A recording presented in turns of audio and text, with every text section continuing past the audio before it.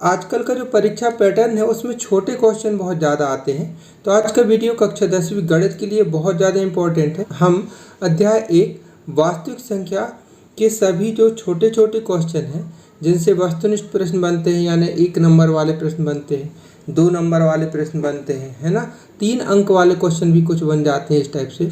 तो उन्हें एक तरफ से हम पूरा अभ्यास कराएंगे। यदि आप इस वीडियो को अच्छे से समझ करके देखेंगे तो समझ लीजिए कि इस चैप्टर से जो भी प्रश्न आएगा वो बन जाएगा। और इसी प्रकार के और भी वीडियो आपको मिल सके आगे के, इसलिए सब्सक्राइब करने के साथ शेयर करना भी जरूरी है। चलिए शुरू करते हैं। सबसे पहले देखते हैं, यहाँ देखिएगा लिखा हुआ है 12, 15 और 21 का HCF ज्ञात कीजिए। तो प्यारे विद्यार्थियों, HCF यानी क्या होता है? हायर कॉमन फैक्टर, जिसे अपन महत्तम समापवर्तक भी कहते हैं। अब ये देखिए, अगर ये प्रश्न आया है 1 अंक में, केवल ऑब्जेक्टिव टाइप के क्वेश्चन में, तो हम शॉर्टकट विधि से इसका डायरेक्ट उत्तर निकाल लेंगे। लेकिन अगर यही प्रश्न 2 नंबर के हिसाब से आया है तो उसको कुछ इस प्रकार से करेंगे। चलिए, टाइम बच सके इसलिए मैं यहाँ बता रहा हूँ। यहाँ देखिएगा कि शॉर्टकट विधि में आप ऐसा कर सकते हैं कि 12, 15 और 21 ये लिखे। अब आपको ये देखना है कि 12, 15 और 21 में कौन सी ऐसी संख्या है जिसका भाग सब में जा रहा है। तो देखिएगा 3 का ही भाग जाएगा, 3 का। तो 3 का भाग इसमें दिए तो 3 चौके 12 और इसमें दिए तो 3 पचे 15, 5 लिख दिए, इसमें 3 7 21। अब यहाँ देखिए कोई सी भी ऐसी संख्या नहीं है जिसका भाग सब में जा सके, है ना। 4 का इस अकेले में जाएगा, 5 का इसमें जाएगा, 7 का इसमें जाएगा, बाकी किसी में नहीं जा सकता, है ना। मतलब कोई भी ऐसी संख्या अब नहीं है जिसका भाग सब में जाए। तो स्वाभाविक सा उत्तर निकल आया कि 12, 15 और 21 में सबसे बड़ी संख्या 3 ही है जिसका कि भाग सब में चला जाता है। तो इसका HCF हो गया 3, शॉर्टकट विधि। अब यही प्रश्न अगर 2 अंक का आया तो जो इस टाइप से आपको करना होगा, क्योंकि NCERT की जो बुक है उसमें इस प्रकार सुझाव दिया गया है, यही विधि बताई गई है। क्या करना होगा कि 12, 15 और 21 के अभाज्य गुणनखंड आप निकाल लीजिए। ठीक है, 12 का कैसे निकालेंगे? 12 लिखे, 2 का भाग दिए, 6 आया 12 में, फिर 6 में 2 का भाग देंगे, 3 आया। अब 3 का भाग 3 में तो 1 आ गया। फिर इसी प्रकार 15 में 3 का भाग दिए, 5 आया, फिर 5 का भाग दिए, 1 आया। इसी प्रकार 21 में 3 7 21, 7 एकम 7 ही आ गया। अब सबके गुणनखंड लिख दीजिए। स्टेप ऐसे ही जमाना। आप कहेंगे सर ये तो बनता है, सीखिए विधि कैसी है। तो यहाँ 12 अपनी पूरा लिखिए, 2 गुणे 2 गुणे 3 सही करेंगे तो इसका गुणा करने पे इतना आएगा। 15 ऐसा लिख दिए, 21 ऐसे। अब समझे आप कि हायर कॉमन फैक्टर, या इसको अपन कहते हैं महत्तम समापवर्तक, यानी बड़ा से बड़ा और समान अपवर्तक। अभी हम डिटेल में भी बताएंगे। तो यहाँ देखिए, ये देखना है आपको, इस साइड से देखना है। कहाँ? 7। तो 7 ये देखिए इसमें है, इसमें नहीं है, इसमें नहीं है। तो समान तो नहीं है, बड़ा तो है लेकिन समान नहीं, इसलिए इसको छोड़ दिए। अब इसके बाद देखते हैं, 7 के बाद नंबर लगता है 5 का। तो 5 यहाँ है लेकिन इन दोनों में नहीं है, 5 भी गया। फिर 3 देखते हैं तो 3 यहाँ है, यहाँ है और यहाँ है कि नहीं? तो 3 इसका क्या आ गया? महत्तम समापवर्तक या HCF। तो ये विधि हुई, ठीक है ना। अब यहाँ देखना है आपको, ये 6 और 20 का HCF। तो इसे आप स्वयं करना, बिल्कुल सेम है। इसी प्रकार 12 और 15 का HCF प्रैक्टिस करना पड़ेगा आपको, तभी तो सीख पाएंगे। ये सेम है, ठीक है। 5 और 10 का HCF क्या होगा, है ना। वैसे 5 ही होगा पर आपको करके देखना है, ठीक है। ये आ गया। अब ये 5वां सवाल देखते हैं। इसमें 9 और 27 का LCM पूछा है, जिसको आप लघुत्तम समापवर्त भी कहते हैं। तो इसको भी हम 2 विधि से बताते हैं। ये देखिएगा, समय बचे इसलिए मैं यहाँ पर बता रहा हूँ आपको पहले से। तो 9 और 27, पहले शॉर्टकट विधि, दोनों लिख लिए 9 और 27 ये। फिर 9 का 3 का भाग देंगे, 3 तिरका 9, 3 नाम 27। 3 को और जा रहा है, 3 एकम 3, फिर 3 तिरका 9। अब आप चाहे तो यहीं लिख सकते हैं या आगे बढ़ाएं तो और कर सकते हैं। ये तो एक ही लिख दें, 3 एकम 3। अब ये देखें, इसका क्या निकालना है अपन को? LCM निकालना है। तो ये सब आपको गुणा कर देना है, ये इस गुणनखंड को। 3 गुणे 3 गुणे 3 ये लिख दिए, 3 तिरका 9, 3 27 HCF LCM आ गया, LCM। अब यहाँ देखिए, लेकिन अगर दूसरी विधि है 2 नंबर के हिसाब से, तो आपको ऐसे क्या निकालना है? गुणनखंड। गुणनखंड निकालने के बाद 9 को ऐसा लिखते हैं, 27 को ऐसा लिखते हैं, ये तो मालूम है आपको। अब LCM यानी छोटा से छोटा और समान अपवर्त्य, ठीक है। तो यहाँ देखेंगे, इसके लिए मैं सबसे सरल बताता हूँ कि किसी एक के गुणनखंड को आप ज्यों का त्यों लिख देना है। ठीक है, मैं समझा रहा हूँ तो कैसे। जैसे आपने 9 के लिख दिए 3 गुणित 3 ये लिख दिए, 3 गुणित 3 ये लिख दिए, ठीक है ना। अब 27 की बारी आती है कि 27 के भी अपन को लिखना है। तो 27 में है 3 गुणित 3 गुणित 3, ठीक है ना, यानी 3 बार है। तो आपने 2 तो पहली बार लिख लिए थे, ये वाले 3 को और यहाँ लिख दीजिए, बस हो गया एलसीएम, है ना। वो घात वाला सिस्टम खत्म कर दीजिए।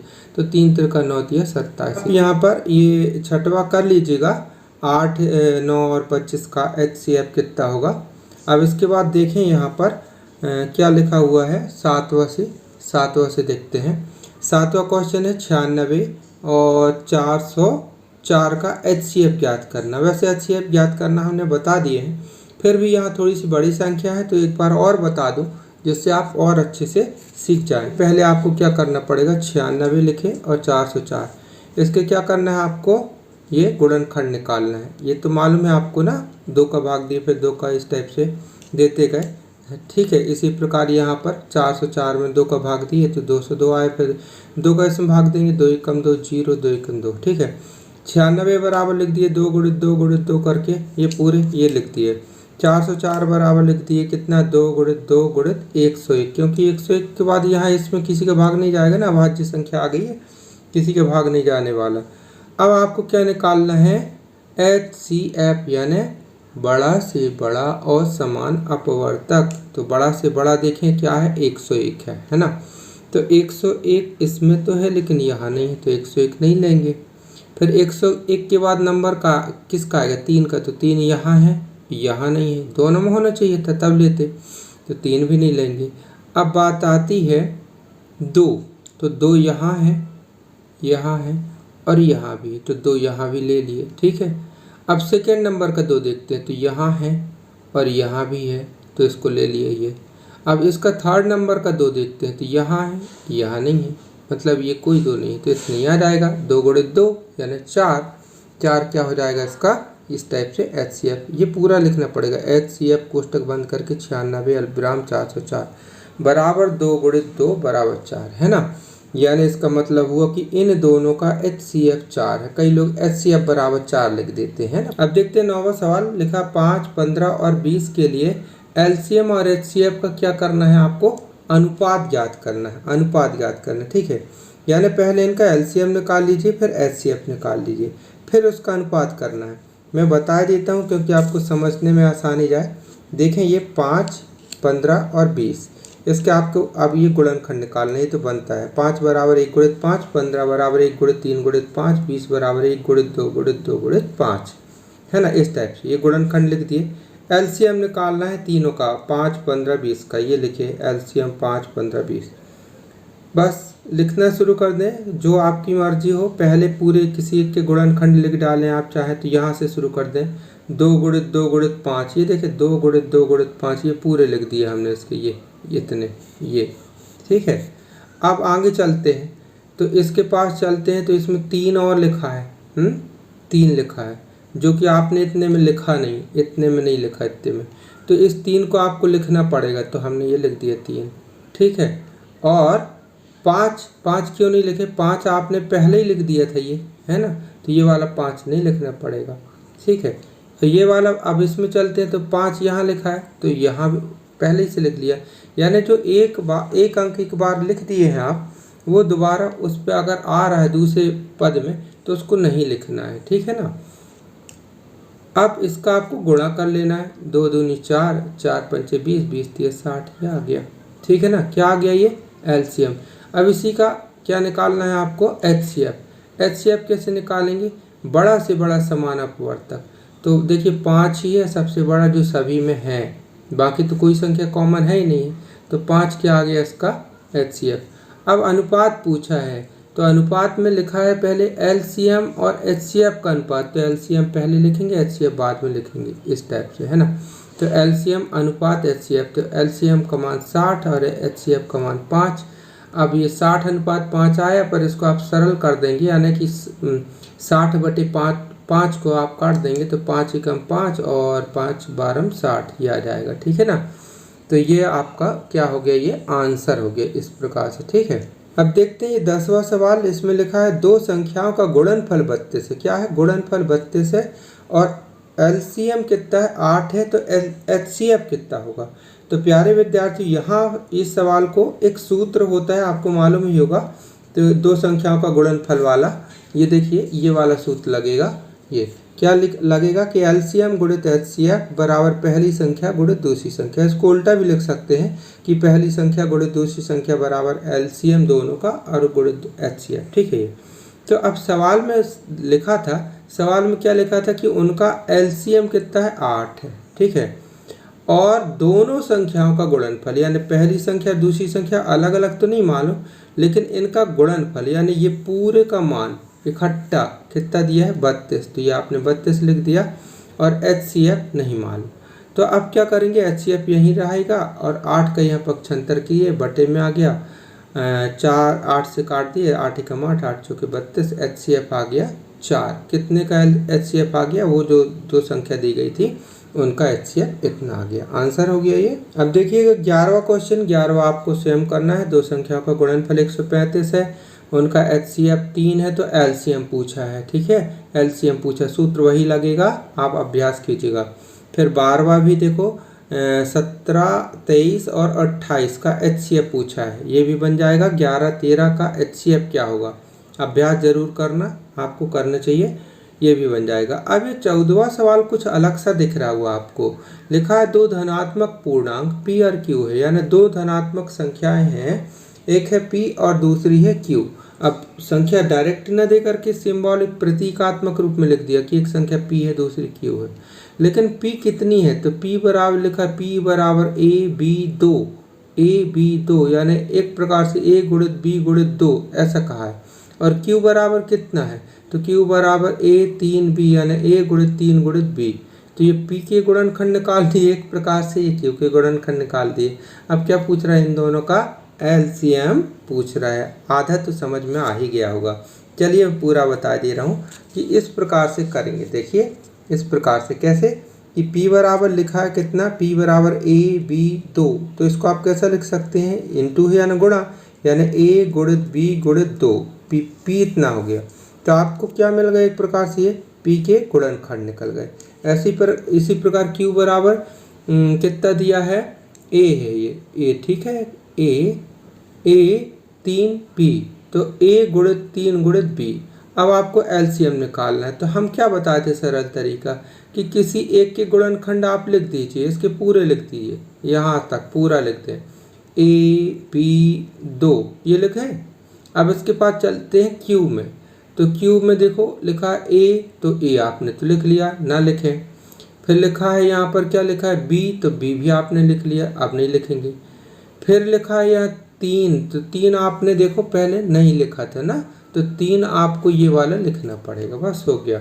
अब इसको क्या करना है, आपको गुणा कर देना है, तो क्या आ जाएगा, 2 3 6, संख्या पहले लिख दिए, ए गुणित बी 6 ए बी, आंसर हो गया। कितना सरल है, ठीक है। अब यहाँ देखिएगा ये 15वां सवाल, 3825 के अभाज्य गुणनखंड लिखिए। वैसे ये बन जाएगा आपसे, कुछ ऐसा नहीं है कि कुछ अलग सा हो इसमें, फिर भी किसी को अगर शंका है कि अभाज्य गुणनखंड क्या होते हैं, तो वही जो गुणनखंड आप निकालते वैसा ही है, कुछ इस प्रकार से आएगा। ये देखिएगा, ये इस प्रकार से आएगा, हमने निकाल के पहले ही बता दिया है, आपको अभ्यास करेंगे तो कहीं गलत ना हो, इसलिए 3825 लिखा, 3 का इसमें भाग दिए इतना आएगा, इसमें 3 का भाग देने पे इतना आएगा, फिर 3 का इसमें फिर भाग देंगे जब तक जाता रहे, तो कितना आ जाएगा 425। कैसे आ जाता है, 3 चौके 12, फिर पूरा कट गया, फिर 7 उतारे तो 3 दूनी 6, 1 बच गया, फिर 5 लिखे तो 1 और बाजू में 5, 15 हो जाएगी, 3 5 15, इस टाइप से। तो ये क्या निकल गया आपके गुणनखंड। तो आपको ये अभाज्य संख्या ही लेना है, ये 3 3 5 5 17 ये सब अभाज्य संख्या है ना, तो इसको आप लिख दीजिए इस टाइप से, ये हो गया अभाज्य गुणनखंड, इतना ही चाहिए, ठीक है।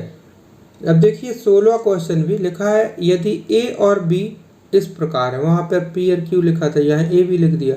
यदि ए और बी दो संख्या इस प्रकार है कि ए गुणित बी, यानी उनका गुणनफल कितना है 432 है, और उनका एलसीएम यानी एलसीएम कोष्टक में ए बी यानी उनका एलसीएम कितना है 72 है। तो HCF AB ज्ञात कीजिए, यानी उनका HCF ज्ञात करें। फिर से पढ़ दूँ सवाल। आशय ये हुआ कि दो संख्याओं का गुणनफल दिया है, दो संख्या का LCM दिया है, तो उनका HCF पूछा है। वही सूत्र लगेगा जो बताए थे, दो संख्या पहली संख्या गुणित दूसरी संख्या HCF गुणित LCM, है ना, इसके बराबर। तो कुछ इसको इस प्रकार से कर सकते हैं। यहाँ देखिएगा, ये इस टाइप से ये सूत्र लगाएंगे पहले कि LCM गुणित HCF बराबर पहली संख्या गुणित दूसरी संख्या। तो यहाँ पहली और दूसरी संख्या अलग अलग न दे करके इनका पूरे का इकट्ठा गुणनफल दिया है, तो इसके बदले में अपन ने लिख दिया 432। LCM का मान दिया था 72, HCF का पूछा था, HCF यहीं लिख रहे दिए। 72 का इसमें पक्षांतर करेंगे, बटे में जाएगा, काट दीजिएगा आप इसको, है ना, तो काटेंगे भाग देंगे तो कितना आ जाएगा 6, यानी कि HCF AB बराबर 6, ये आंसर हो गया। ठीक है, अब यहाँ देखिएगा 17वां, 18वां और 19वां, ये सब आपको कर लेना है, बिल्कुल सेम है। अभ्यास जरूर कीजिएगा, ये ना सोचिएगा सेम सेम है तो क्यों करें, ये तो बनने लगे। आप जितना ज़्यादा करेंगे आपका कैलकुलेशन की जो स्पीड है वो उतनी ज़्यादा बढ़ेगी, इसलिए इसमें कंजूसी नहीं करना। ठीक है, प्रैक्टिस कीजिएगा। अब ये देखिएगा 20वां क्वेश्चन लिखा है, क्या लिखा है कि संख्या 5005 के अभाज्य गुणनखंड लिखिए। तो अब है तो कुछ नहीं इस सवाल में, पर देखिए इस सवाल में एक ना कुछ भी ना होने के बाद भी एक जगह ऐसी आती है कि लगता है कि अरे किसका भाग जाएगा, तो आप कहीं दिक्कत न जाए इसलिए मैं बता दूं कि कुछ इस प्रकार होगा ये सवाल। देखिए ये 5005, 5 का भाग जाएगा क्योंकि इकाई के अंक में 5 हो, ये 0 हो तो 5 का भाग चला जाता है, तो 5 का भाग दिए तो 5 एकम 5, यहाँ 2 शून्य आपने लिख दिया 0 0, फिर 5 एकम 5। अब यहाँ पर 1 आया है, तो अब इसमें काय का भाग जाएगा, इसमें 7 का भाग जाएगा, है ना, 7 का, 7 एकम 7, 10 में से 7 घटाए तो 3 बचा, उतारे 0 तो 30 हुआ, फिर 7 चौके 28, 30 में 28 घटाएंगे 2 बचेगा, 21 हो जाएगा इसके कारण, तो 7 21। इसी प्रकार अब 11 का भाग, फिर 13 का भाग, तो ये हो गया। ठीक है, तो ये प्रैक्टिस के लिए आप अच्छे से अभ्यास कीजिएगा। अब यहाँ देखें 21 में, इसमें भी लिखा है संख्या 7429 के अभाज्य गुणनखंड लिखिए। प्यारे विद्यार्थी, सवाल ये बहुत सरल होते हैं क्योंकि कुछ होते नहीं, लेकिन कई बार ऐसे सवाल करने में ना बहुत समय लग जाता है क्योंकि पता ही नहीं चलता कि इसमें भाग काय का जाएगा। कई बार देखिएगा, अगर आप इसको रोक करके स्वयं अभी करेंगे तो थोड़ी सा आपको सोचना पड़ जाएगा कि काय का भाग जाएगा, है ना। फिर भी मैं बता दूं कि आप पहले करके देखिएगा, ना बने तो फिर इस प्रकार से कुछ इसका आंसर आएगा। कैसे, ये देखिए 7429। अब आपको इसमें काय का भाग देना है, चेक करना है। अभाज्य संख्या 2 का तो जाएगा नहीं, 3 का देखना आप ट्राई करके, नहीं जाता है ना 3 का। फिर इस प्रकार से देते देते जब देखेंगे कि इसमें कुछ नहीं जा रहा, फिर 17 का, 13 का दिए थे, 13 का भी नहीं जा रहा था, तो 17 का दिए, इतना आया, फिर इसमें 19 का जाएगा भाग, इतना आया, फिर 23 में 23 टोटल अभाज्य संख्या है, किसी का नहीं जाएगा तो 23 में 23 का ही जाएगा, तो इसके अभाज्य गुणनखंड इतने आ गए। ठीक है ना। तो अब देखिएगा, है सवाल में कुछ नहीं, पर अगर आप ये उत्तर नहीं मालूम होता तो आपको इसमें समय जरूर लगता करने में। ठीक है कि नहीं। अब यहाँ देखें प्यारे विद्यार्थी, बहुत ही महत्वपूर्ण क्वेश्चन है, बेसिक रूप से बहुत ज़्यादा महत्वपूर्ण है, क्योंकि कई विद्यार्थियों को लघुत्तम समापवर्तक, और ये देखिए यहाँ खुद ये प्रश्न गलत छप गया, ये लघुत्तम समापवर्तक नहीं बोलते हैं, क्या बोलते हैं, लघुत्तम समापवर्त्य बोलते हैं। ठीक है, और महत्तम समापवर्तक बोलते हैं। तो इसकी परिभाषा पूछी है, तो कैसी होगी इसकी परिभाषा, कॉन्सेप्ट। देखिए एक परिभाषा तो यहाँ भी इसमें लिखी होगी, सबसे बड़ी घात तक सबसे छोटी घात के रूप में, पर हम कुछ नए तरीके से आपको परिभाषा बताएंगे कि आपको बिल्कुल कॉन्सेप्ट क्लियर हो जाए। ठीक है, तो पहले देखते हैं लघुत्तम समापवर्त्य की परिभाषा। ठीक है, तो यहाँ देखिए लिखा है, इसका लघुत्तम का अगर विग्रह करेंगे, लघुत्तम यानी छोटा से छोटा, और समान अपवर्त्य यानी छोटा से छोटा समान अपवर्त्य। अब यहाँ से परिभाषा बन जाएगी, फिर समझे, लघुत्तम यानी छोटा से छोटा, और समा यानी समान, और अपवर्त्य यानी छोटा से छोटा समान अपवर्त्य। अब इससे परिभाषा बन गई कि जो जितनी भी संख्या दी गई है, यानी दी गई संख्याओं का छोटा से छोटा और समान अपवर्त्य ही उन संख्याओं का लासा या लघुत्तम समापवर्त्य कहलाता है।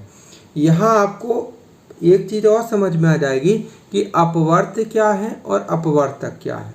तो अपवर्त्य को अपन गुणज भी बोलते हैं। जैसे एक उदाहरण से समझा रहा हूँ कि 6 और 8 का लासा या लघुत्तम समापवर्त्य ज्ञात करना है, तो 6 के अपन अपवर्त्य लिखेंगे। अब अपवर्त्य क्या होते हैं? गुणज। यानी 6 में प्राकृत संख्या 1 2 3 4 5 6 का गुणा करते जाओ, अनंत तक अपवर्त आते जाएंगे। यानी अपवर्त या गुणज असीमित होते हैं। जैसे 6 के अपवर्त हमने लिखे 6 एकम 6, 6 दूनी 12, 6 तिया 18, 6 चौकी 24, 6 पंचे 30, 6 छंग 36, 6 7 42 डैश डैश। ये ना सोचिएगा कि दुनिया खत्म हो गई, इसकी ये 12 तक लिख दी थी खत्म हो गया, नहीं, अनंत तक आप इसको लिख सकते हैं। 12 के बाद 13 का गुणा, 14 का गुणा, इसमें 6 में करते जाएं, लिखते जाएंगे, डैश डैश कर दिए, है ना। यानी प्राकृत संख्या का गुणा करते जाएं, अपवर्त आते जाएंगे, गुणज कहलाए। गुणा से जन्मे गुणज, है ना। अब 8 के अपवर्त्य, 8 के अपवर्त्य लिख दीजिए। 8 में 1 का गुणा, 8 में 2 का गुणा, 8 में 3 का गुणा, 8 में 4 का, 5 का, 6 का, 7 का, 8 का, 9 का, ये 8 के क्या हो गए? अपवर्त्य हो गए। अब आपको क्या करना है? छोटा से छोटा लेना है, छोटा से छोटा, यानी इस तरफ से नहीं चलना है, यहाँ से चलना है। छोटा से छोटा लेना है और समान, क्योंकि अपवर्त्य तो ये सब है। अब इनमें लेना है छोटा से छोटा। देखिए सबसे छोटा क्या है? 6 है, ठीक है, 6 है। तो 6 तो इसमें है पर समान नहीं है, इसमें 6 है ही नहीं, तो 6 कैंसिल। पर 6 के बाद नंबर फिर काय का आता है? 8 का, क्योंकि दोनों को मिक्स करके देख रहे हैं ना, 8 का, तो 8 इसमें है लेकिन इसमें नहीं है, तो 8 कैंसिल। अब देखते हैं 8 के बाद नंबर आता है, क्योंकि नीचे से ऊपर जा रहे हैं ना, तो 12 का नंबर आता है। 12 इसमें है, यहाँ नहीं है, 12 कैंसिल। 12 के बाद नंबर आता है 16, तो 16 यहाँ है पर यहाँ नहीं, 16 भी नहीं लेंगे। 16 के बाद नंबर आता है 18, तो 18 यहाँ पर इसमें नहीं है, समान तो आ ही नहीं रहा। फिर ये देखिए 24, 24 यहाँ भी है और यहाँ भी है, जो कि समान है। अब इससे छोटा कोई सा भी अपवर्त्य नहीं है जो कि समान हो, तो यही कहलाएगा समान अपवर्त्य, यानी लघुत्तम समापवर्त्य। ये हुई कॉन्सेप्ट की बात, यानी 6 और 8 का क्या हुआ? एलसीएम हुआ 24। तो ये अपवर्त्य विधि से अपन इस प्रकार से भी लासा निकाल सकते हैं। अब यहाँ पर महत्तम समापवर्तक की भी बात हुई थी। अपवर्तक यानी गुणनखंड होते हैं, अपवर्त्य यानी गुणज, है ना, तो उसको बताता हूँ, ठीक है। यहाँ देखिएगा महत्तम समापवर्तक, महत्तम समापवर्तक है, ठीक है। महत्तम समापवर्तक, अब महत्तम यानी बड़ा से बड़ा, तो बड़ा से बड़ा और समान अपवर्तक, इसका एक प्रकार से समास विग्रह हो गया इस शब्द का, महत्तम समापवर्तक का, जिसको आप HCF बोलते हो, हायर कॉमन फैक्टर, है ना। तो इसकी परिभाषा क्या हो गई कि दी गई संख्याओं के अपवर्तकों में, वहाँ अपवर्त्य था, यहाँ अपवर्तक, दी गई संख्याओं के अपवर्तकों में से बड़ा से बड़ा और समान अपवर्तक ही उन संख्याओं का महत्तम समापवर्तक कहलाता है। यानी दी गई संख्या के आप पहले अपवर्तक निकाल लीजिए, उसमें से बड़ा देखना है, लेकिन ऐसा देखना कि जो समान हो, दोनों में हो, सभी में हो। उदाहरण के लिए जैसे 8 और 6 का महासा या HCF ज्ञात करते हैं, तो अब 8 के क्या लिखेंगे? अपवर्तक। अब अपवर्तक यानी एक प्रकार से समझ लीजिए गुणनखंड होते हैं, गुणज नहीं, गुणनखंड एक प्रकार से। तो 8 के अपवर्तक लिखना है, तो ये कैसे लिखेंगे कि ऐसी सभी संख्या लिखते जाइए जिनका भाग 8 में चला जाता है, वही 8 के अपवर्तक होंगे। तो 8 में किसका भाग जाता है? 1 का, 1 लिख दिए। 8 में किसका भाग जाएगा? 2 का, 2 लिखिए। 8 में 3 का भाग जाएगा क्या? नहीं, तो नहीं लिखेंगे। 4 का जाएगा? हाँ, 4 लिखें। 5 का जाएगा? नहीं लिखेंगे, 5 का कहाँ जा पा रहा है? नहीं जा रहा है। 6 का नहीं जाएगा, 7 का नहीं जाएगा, अब 8 का ही जाएगा। तो 8 के अपवर्तक हुए 1 2 4 8। इसी प्रकार 6 के अपवर्तक लिखेंगे, तो 6 में काय का भाग जाएगा? 1 का, 2 का, 3 का, 6 का, ये होगा 6 के अपवर्तक। अब अपन को क्या लिखना है? परिभाषा क्या कही है? बड़ा से बड़ा, तो बड़ा से बड़ा क्या है? 8 है, लेकिन शर्त क्या है? समान। तो 8 यहाँ है पर यहाँ नहीं है, समान नहीं है, 8 कैंसिल। फिर 8 के बाद नंबर क्या चलता है? फिर 6 का। तो 6 यहाँ है पर यहाँ भी नहीं है, कैंसिल 6 का। 6 के बाद नंबर का आएगा 4 का, तो 4 यहाँ है पर यहाँ नहीं, 4 कैंसिल। फिर 3 का आएगा नंबर, क्योंकि अपन बड़ा से बड़ा छांट रहे हैं ना, तो 3 यहाँ है, बड़ा से बड़ा समान छांट रहे हैं। 3 यहाँ है तो 3 यहाँ नहीं, कैंसिल। अब 3 के बाद आता है 2, तो 2 भाई यहाँ भी है, यहाँ भी है, जो बड़ा से बड़ा भी है और समान भी है। तो 8 और 6 का समान अपवर्तक क्या हुआ 2। इसी को कहते हैं HCF। ठीक है, तो ये परिभाषा कॉन्सेप्ट आप रखिएगा, आगे जब आप कॉम्पिटिटिव एग्जाम की भी कभी तैयारी करेंगे तो यही कॉन्सेप्ट आपको बहुत फायदा देगा। ठीक है, अब देखते हैं 23वां क्वेश्चन। 23वां क्या कहा है, एक अशून्य, अशून्य यानी जो शून्य नहीं है, एक अशून्य परिमेय संख्या है ना। अशून्य परिमेय संख्या जैसे उदाहरण के लिए हो गई 2, 3 अशून्य परिमेय संख्या, और एक अपरिमेय संख्या, अपरिमेय संख्या यानी जैसे √2, √3 का गुणनफल क्या होगा। तो क्या होगा आप ये समझ गए होंगे, ये आपने पढ़ा ही होगा। जैसे अशून्य परिमेय संख्या आपने लिख दिया 2, ठीक है, और एक अपरिमेय संख्या √3, तो कहा है इन दोनों का गुणा करने पर क्या आएगा, यानी 2 √3 क्या कहलाएगा। तो ये एक अपरिमेय संख्या है, तो इसका उत्तर क्या आएगा कि इनका गुणनफल एक अपरिमेय संख्या होगा। एक अशून्य परिमेय संख्या और एक अपरिमेय संख्या का गुणनफल होगा। तो यहाँ पर आप लिखेंगे, क्या लिखेंगे इसमें, अपरिमेय संख्या, अपरिमेय संख्या यानी अपरिमेय संख्या होगी। ठीक है कि नहीं। ये फिर लिखा है एक, इसमें लिखा है 24वां में कि परिमेय एवं अपरिमेय संख्याओं के संग्रह को क्या कहते हैं। यानी एक ऐसा समुच्चय जिसमें परिमेय संख्या भी समा गई हो और अपरिमेय संख्या भी समा गई हो, तो उस समुच्चय को, संग्रह को क्या कहते हैं। तो आपने जब इस अध्याय को पढ़ा होगा, वास्तविक संख्या, अध्याय का नाम क्या था, वास्तविक संख्या। तो आप हमारा डिटेल वीडियो प्लेलिस्ट पर देखिएगा, उसमें हमने अच्छे से और डिटेल समझाया इसको। तो वास्तविक संख्या 2 प्रकार की होती हैं, है ना। कौन सी, पहला परिमेय संख्या, परिमेय संख्या, और दूसरा कौन सी, अपरिमेय संख्या। ये तो अगर हम कहें कि दोनों संख्या को मिला देंगे तो इसका संग्रह क्या बन जाएगा, वास्तविक संख्या। तो क्या कहलाएगा, परिमेय और अपरिमेय संख्या का संग्रह क्या कहला जाएगा, इसका उत्तर आ जाएगा वास्तविक, वास्तविक संख्या यानी रियल नंबर। ठीक है कि नहीं। ये अब यहाँ देखें लिखा है 26वां कि A और B 2 प्राकृत संख्या है, तो उनका HCF और LCM में क्या संबंध होगा। प्यारे विद्यार्थी, वही जो कई बार सूत्र लगा है, क्या कि पहली संख्या गुणित दूसरी संख्या बराबर LCM गुणित HCF, वही जो सूत्र लगा है। ठीक है, वही इसका आंसर हो जाएगा। फिर यहाँ देखते हैं ये 27वां क्वेश्चन, इसमें लिखा है अंक गणित का आधारभूत प्रमेय क्या है। अंक गणित का आधारभूत प्रमेय क्या है, इसको थोड़ी सा आपको समझना पड़ेगा। ठीक है, यहाँ देखिएगा, ये कथन है अंक गणित की आधारभूत प्रमेय। लिखा है प्रत्येक भाज्य संख्या को, भाज्य संख्या यानी जिसमें भाग जा रहा हो, तो प्रत्येक भाज्य संख्या को अभाज्य संख्याओं के गुणनफल के रूप में व्यक्त किया जा सकता है। इतनी से तो बात है, इतना तो याद हो गया होगा आपको कि भाई प्रत्येक भाज्य संख्या है तो उसको अभाज्य संख्या के गुणनखंडों के रूप में, गुणनफल के रूप में व्यक्त किया जा सकता है। जैसे 12 कौन सी संख्या, भाज्य है ना, तो 12 को अपन व्यक्त कर सकते हैं ना 2 गुणित 2 गुणित 3। इसी प्रकार 16 को लिख सकते हैं 2 गुणित 2 गुणित 2 गुणित 2। 6 भाज्य संख्या, इसको लिख सकते हैं 2 गुणित 3। तो क्या है, पहला आधा कथन पढ़ रहा हूँ कि प्रत्येक भाज्य संख्या को अभाज्य संख्या, ये 2 3 ये सब क्या है, अभाज्य संख्या है ना। तो प्रत्येक भाज्य संख्या को अभाज्य संख्या के गुणनफल के रूप में व्यक्त किया जा सकता है। ठीक है, अब ये बात समझिए, तथा यह गुणनखंड, तथा यह गुणनखंड, ये जो आ रही है ये क्या होता, अद्वितीय होता है। यानी कहने का मतलब जो गुणनखंड आपका 12 का निकल के आया वो 16 का कभी ना निकल के आएगा। ठीक है, 15 का कभी नहीं निकल के आएगा, दूसरा निकल के आएगा। यानी ऐसा कभी हो ही नहीं सकता कि 2 भाज्य संख्याओं के गुणनखंड एक से ही हों, ये आशय निकला। ठीक है ना, यह गुणनखंड अद्वितीय होता है। जैसे आगे इसमें शर्त जुड़ी हुई है लेकिन कि जबकि क्रम को महत्व न दिया जाए।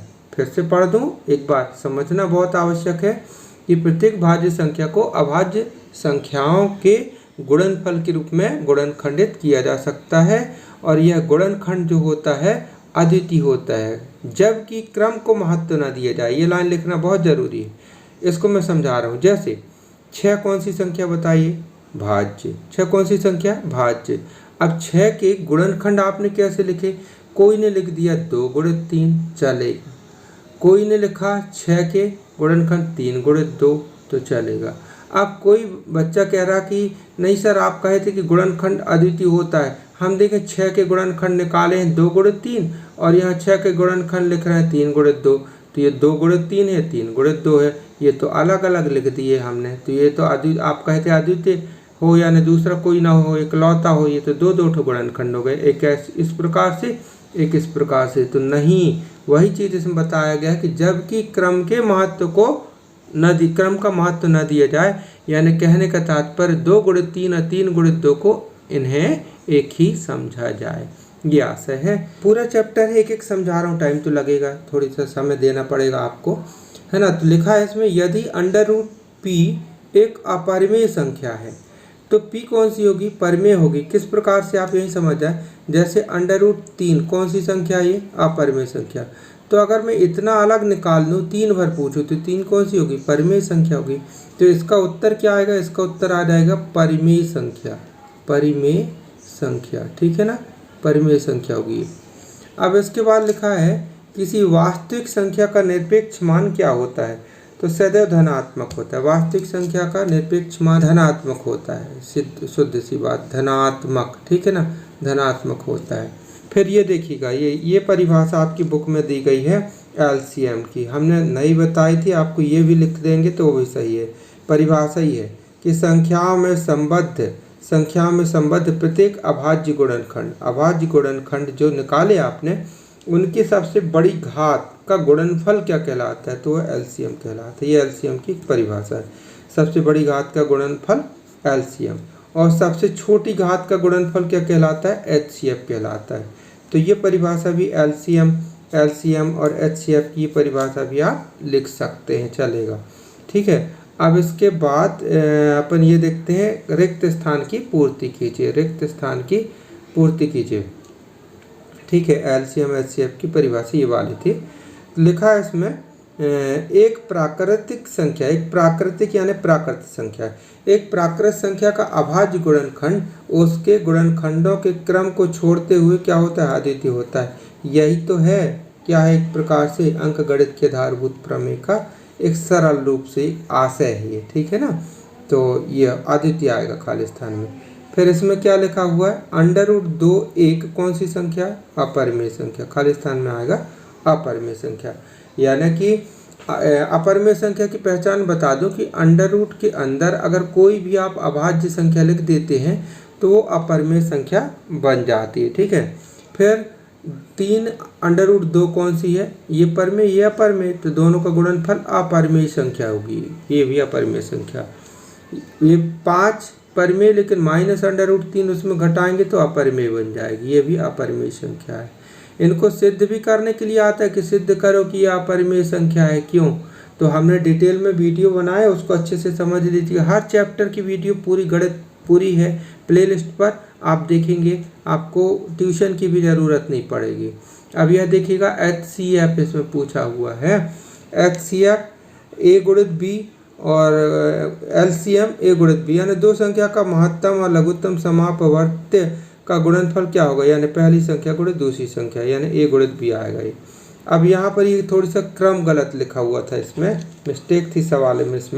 इसमें लिखा है अंडर रूट पी, तो अंडर रूट पी नहीं है एक्चुअली, वो पी लिखा है। यदि पी एक अभाज्य संख्या है, यदि पी एक अभाज्य संख्या है तो अंडर रूट पी कौन सी संख्या होगी? तो अंडर रूट पी कौन सी संख्या होगी? कौन सी संख्या होगी? अपरिमेय संख्या होगी, है ना। या कि फिर इसको ऐसा कह सकते हैं कि यदि अंडर रूट पी एक कौन सी संख्या है? कौन सी संख्या यहाँ पर कर दें? अपरिमेय। कौन सी संख्या है? अपरिमेय। तो फिर पी कौन सी संख्या होगी? तो पी परिमेय संख्या होगी। ऐसा, ये थोड़ी मिस्टेक है क्वेश्चन, ठीक है। अब यहाँ पर लिखा है 7वां कि कोई संख्या p/q है और पी और क्यू परस्पर अभाज्य पूर्णांक, यानी पी और क्यू आपस में एक भी नहीं काटते हैं, ठीक है ना। यानी पी समझ लो 2 हो गया और क्यू 3 हो गया, इस प्रकार से, और क्यू शून्य के बराबर नहीं है, तो पी ये क्या कहलाएगी, ये तो भाई ये परिभाषा हो गई ना। परिमेय संख्या वह संख्या जैसे पी बटे क्यू के रूप में व्यक्त कर सकते हैं जहाँ q is not equal to 0, ठीक है। फिर 1 बटे √2 कौन सी संख्या है, अपरिमेय संख्या है, ठीक है। तो ये रिक्त स्थान हो गए, आगे भी देखते हैं। अब यहाँ देखते हैं, ये लिखा हुआ है 3 धन √5 कौन सी संख्या है। तो ये भाई एक परिमेय और एक अपरिमेय को जोड़ो, घटाओ, गुणा करो, है ना, कुछ भी, तो वहाँ पर ये अपरिमेय संख्या ही बनती है। ये भी अपरिमेय संख्या है, इंपॉर्टेंट क्वेश्चन भी है, सिद्ध करने के लिए आता है। फिर इसमें लिखा है 3 × 5 × 7 धन 7 कौन सी संख्या है। तो ये भाज्य आएगा। क्यों भाज्य आएगा इसमें देखें, अगर इसको 2 पार्ट में कुछ में इस प्रकार से समझाऊं, ये लिखा है 3 × 5 × 7 + 7, तो इतना भाग अलग देखे, इतना अलग देखे, तो 7 यहाँ 7 यहाँ 7 कॉमन निकाले, तो यहाँ बचेगा क्या, इतना बचेगा 3 × 5, ठीक है, प्लस 7 कॉमन निकालिए तो 1 बचा। अब ये देखिए 7 लिखे रहने थे, ये वाला 7 लिखा है। अब यहाँ कोष्ठक के अंदर कितना बचेगा, 3 × 5 यानी 15, 15 × 16, तो ये लिख गया 7 × 16। तो एक संख्या है, कोई संख्या है, ये उसका गुणा करने पे आ रहा 7 × 16, है ना। तो इसका मतलब ये हुआ कि ये वाली जो संख्या होगी इसमें 7 का भी भाग जाएगा और 16 का भी भाग जाएगा, तो ये संख्या कौन सी, तो भाज्य संख्या हो जाएगी। तो इसलिए कौन सी संख्या, ये भाज्य संख्या है, ठीक है। फिर इसके बाद लिखा हुआ है प्रत्येक पूर्णांक को पी बटे क्यू के रूप में व्यक्त किया जा सकता है जहाँ पी और क्यू पूर्णांक है लेकिन q is not equal to 0। ये कौन सी चीज़ शुरू हो गई, सत्य असत्य, ठीक है। तो भाई ये सत्य है, ये परिभाषा ये परिमेय संख्या की।